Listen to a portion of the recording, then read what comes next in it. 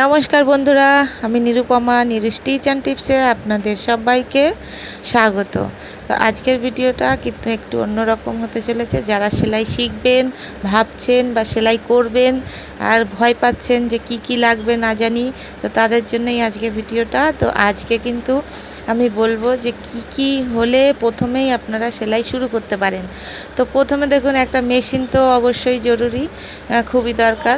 তো মেশিনটা দেখুন, ডবল মেশিন বা সিঙ্গেল মেশিন, যে কোনো মেশিন হতে পারে। তো দেখুন, আমার কাছে তো ডবল মেশিন আছে। আর এইভাবে সামনে আমি ডবল মেশিন সিঙ্গেল মেশিন আগে একবার পরিচয় করিয়েছি কেমন হয়। তো সিঙ্গেল মেশিনের দাম একটু কম হবে, ডবল মেশিনের একটু দাম বেশি হয়। আর এইভাবে দেখুন, মোটর যদি লাগাতে চান সেটা অন্য, মোটরটা পরে লাগালেও হবে।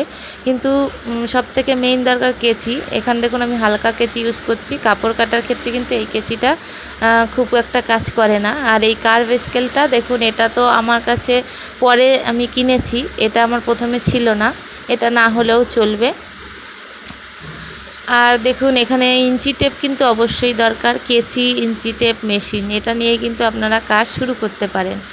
আর ইঞ্চি টেপের বিষয়েও আজকে আমি কিছু আপনাদের সঙ্গে শেয়ার করব, কিভাবে মাপ নিতে হবে না নিতে হবে।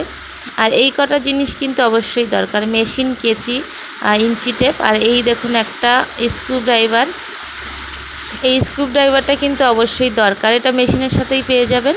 এই স্ক্রুড্রাইভারটা দিয়ে এইভাবে দেখুন ববিনে সুতো ভরতে কাজে লাগবে, বা আপনার ববিন কেস যদি কখনো ঢিলে টাইট করতে হয় তখন কিন্তু এই স্ক্রুড্রাইভারটা খুবই কাজে আসবে।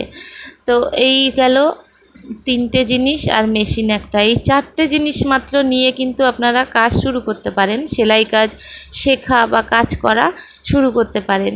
ভয় পাবেন না একদম। যখন আমি পেরেছি অবশ্যই আপনারাও পারবেন। আর আমি কিন্তু কোনো স্কুলে গিয়ে মানে সেলাই প্রশিক্ষণ স্কুলে গিয়ে কিন্তু সেলাই শিখিনি, আমি ঘরেই একা একা শিখেছি।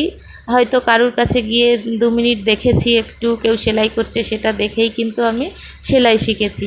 আর আপনাদের কাছে তো এখন অনেক সাধন আছে, যেমন ইউটিউবে ভিডিও দেখে আপনারা শিখতে পারেন।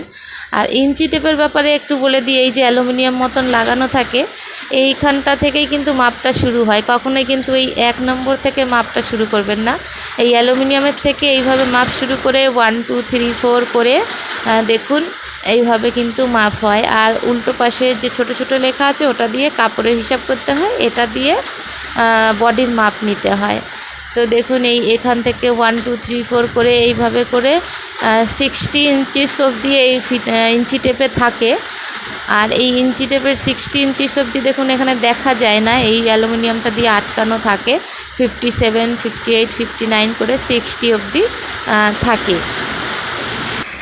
আর একটা জিনিস দেখুন, এখানটায় এই যে ছোট ছোট লেখাগুলো আছে, এই লেখাগুলো কিন্তু কাপড়ের মাপ নিতে হয়। আর এই সাইডটা দিয়ে কিন্তু বডির মাপ নিতে হয়। তো এই ছোট ছোট লেখাগুলো দেখুন 1 2 3 4 করে, এটাই কিন্তু একটু বেশি থাকবে। আর এইখান থেকে কিন্তু মাপটা নিতে হবে, অ্যালুমিনিয়াম যেখানটায় লাগানো রয়েছে 1 2 3 4 করে কিন্তু এইভাবে অনেক সেন্টিমিটার লাগানো রয়েছে, এগুলোকে সেন্টিমিটার বলা হয়। আর যখনই কাপড়ের হিসেব করবেন তখনই এই সেন্টিমিটার দিয়ে কাপড়ের হিসেবটা করবেন। তো এভাবে করে দেখুন, যখন 100 সেন্টিমিটার হবে তখন কিন্তু 1 মিটার হবে, এটা তো সবাই জানেন অবশ্যই।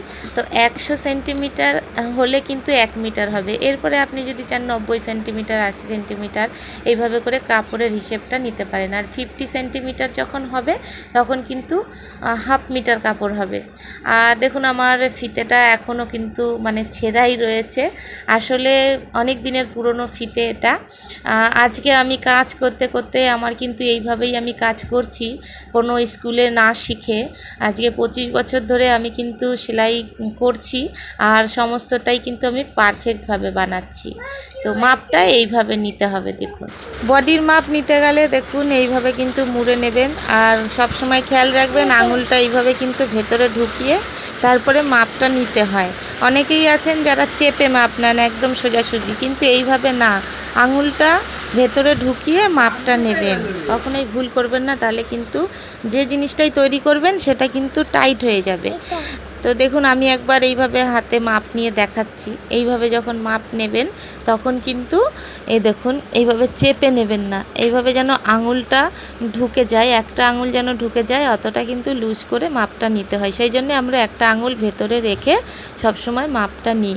আমিও প্রথমে মাপ নিতে ভীষণ ভয় পেতাম, কিন্তু ধীরে ধীরে আমি সব জানতে পেরেছি। তো সেটাই আপনাদের সঙ্গেও শেয়ার করছি। যারা ঘরে বসে সেলাই করছেন বা সেলাই স্কুলে যারা যেতে চান না, তো তাদের জন্যেই কিন্তু আজকে ভিডিওটা। অবশ্যই কিন্তু ভালো লাগলে একটা লাইক দিয়ে দেবেন আর সকলের সাথে শেয়ার করে দেবেন, যাতে করে অন্যরাও যেন শিখতে পারে, জানতে পারে। তো অবশ্যই কিন্তু সবাই পাশে থাকবেন সাবস্ক্রাইব করে, আর বেল নোটিফিকেশান কিন্তু অবশ্যই অন করে রাখবেন। আর সেলাইটা দেখুন এখানে কি করে সেলাই করতে হয়, সোজা কি করে সেলাই করতে হবে, সবই আপনাদের সঙ্গে শেয়ার করব।